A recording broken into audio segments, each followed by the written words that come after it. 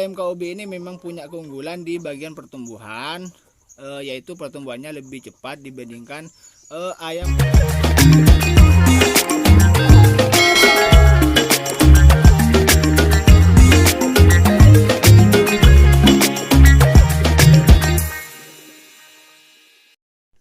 Assalamualaikum warahmatullahi wabarakatuh. Salam setong doro untuk kawan-kawan semuanya. Jumpa lagi bersama saya di channel Peternak Kampung Mandiri, channel yang membahas seputar peternakan ayam. Nah, di video kali ini kawan-kawan, saya itu ingin berbagi tentang keuntungan beternak ayam KOB. Nah, ada beberapa keuntungan yang bisa kita dapatkan dalam beternak ayam KOB ini kawan-kawan. Selain menjadikan kita itu sebagai peternak mandiri, ayam KOB ini juga memiliki beberapa kelebihan-kelebihan lain dibandingkan dengan ayam kampung biasa. Nah, salah satu contohnya yaitu untuk ayam KOB ini bisa kita jadikan sebagai ayam petelur ataupun ayam pedaging. Nah, jadi tinggal kita mau bergerak di bidang apa, mau di bagian telur ataupun di bagian pedaging. Dan untuk telurnya sendiri kawan-kawan, ini sudah ada yang telur lumayan besar telurnya.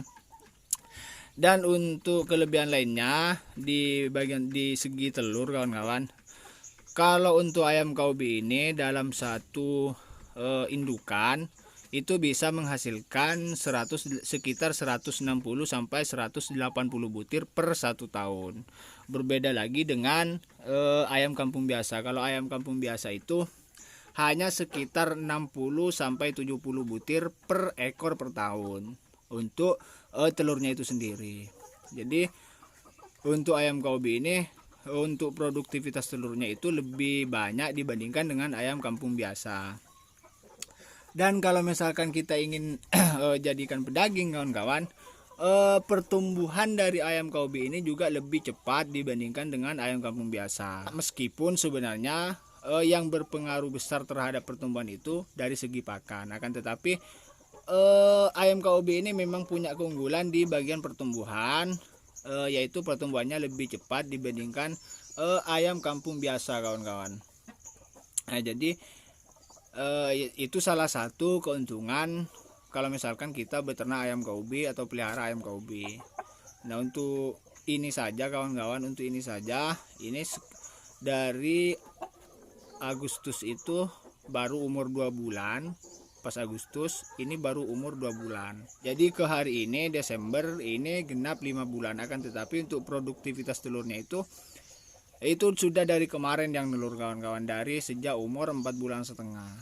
Nah, itu salah satu kelebihannya lagi, untuk masa produksinya itu lebih cepat dibandingkan dengan ayam kampung biasa. Kalau misalkan ayam kampung biasa itu harus nunggu 6 sampai 7 bulan baru bisa nelor. Dan untuk ayam KOB itu lebih cepat berproduksi kawan-kawan. Dan keuntungan lain dalam beternak ayam KOB ini, untuk telurnya itu kita bisa panen setiap hari kawan-kawan.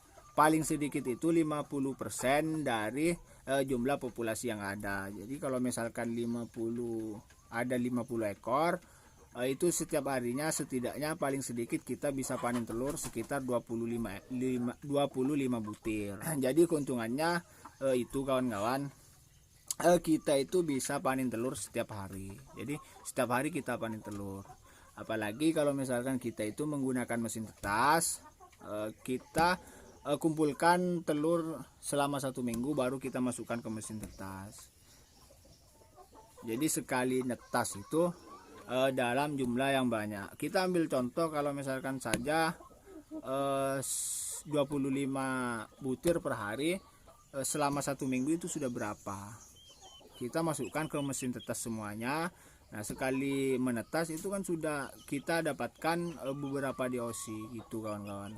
Nah, itu kawan-kawan kalau misalkan kita pelihara ayam KOB.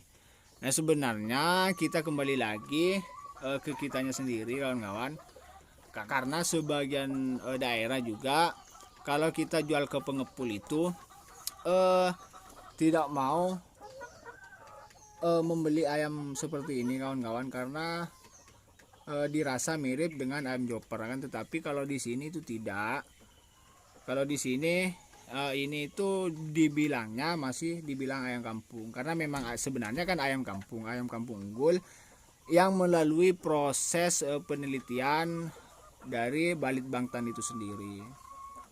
Jadi untuk masalah pemasaran, kalau menurut saya itu tidak masalah, baik dari pemasaran telurnya ataupun di bagian pemasaran pedagingnya kawan-kawan, itu tidak masalah kalau menurut saya. Bahkan untuk hari ini saja sudah ada beberapa kawan juga yang ingin memulai beternak ayam KUB yang sudah memesan di OC, ya kan, tetapi masih belum bisa memenuhi kawan-kawan, masih disuruh nunggu untuk membeli DOC dari ayam KUB ini. Kalau saya pribadi itu lebih senang main di bagian pedaging, tidak main di DOC.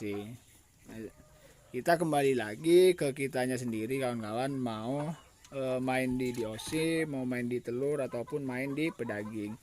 Ya kalau misalkan ada tempat yang luas, punya kandang yang luas, kita bisa main dari keseluruhannya, baik main telur, main pedaging ataupun main DOC-nya kawan-kawan. Akan tetapi kalau seperti saya ini hanya sendirian, untuk ngerawatnya itu loh kawan-kawan, untuk ngerawatnya itu yang kewalahan. Mana yang mau ngurus indukannya, mau ngurus yang pembesaran, mau ngurus DOC-nya atau di mesin tetasnya, nah itu pasti akan kewalahan di bagian sananya kawan-kawan. Jadi mana yang laku saya jual, baik di telur, DOC ataupun di bagian pembesaran. Tapi kalau dari kemarin-kemarinnya kawan-kawan, untuk permintaannya itu sendiri itu banyak DOC kawan-kawan, banyak yang memesan DOC. Dan alhamdulillah untuk produksinya sendiri kawan-kawan, ini masih lancar semuanya, lebih dari 50% per hari. Meskipun ya pakan yang saya berikan seperti yang di video-video sebelumnya juga tidak seberapa lah pakan yang saya berikan itu kawan-kawan. Nah untuk memulai beternak itu kan itu banyak jenis-jenis ayam lain kawan-kawan, baik ayam KUB, ayam, banyak lah jenis-jenis ayam yang lain, tergantung kita mau memelihara ayam jenis apa. Itu kembali lagi ke diri kita sendiri kawan-kawan.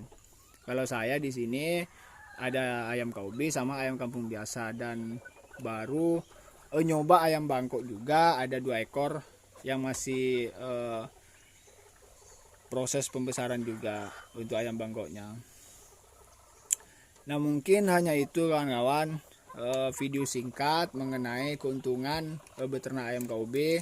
Mungkin untuk kawan-kawan sudah banyak yang paham, banyak yang sudah mengetahui tentang keunggulan dalam beternak ayam KUB. Nah kita jumpa lagi kawan-kawan di video selanjutnya. Assalamualaikum warahmatullahi wabarakatuh.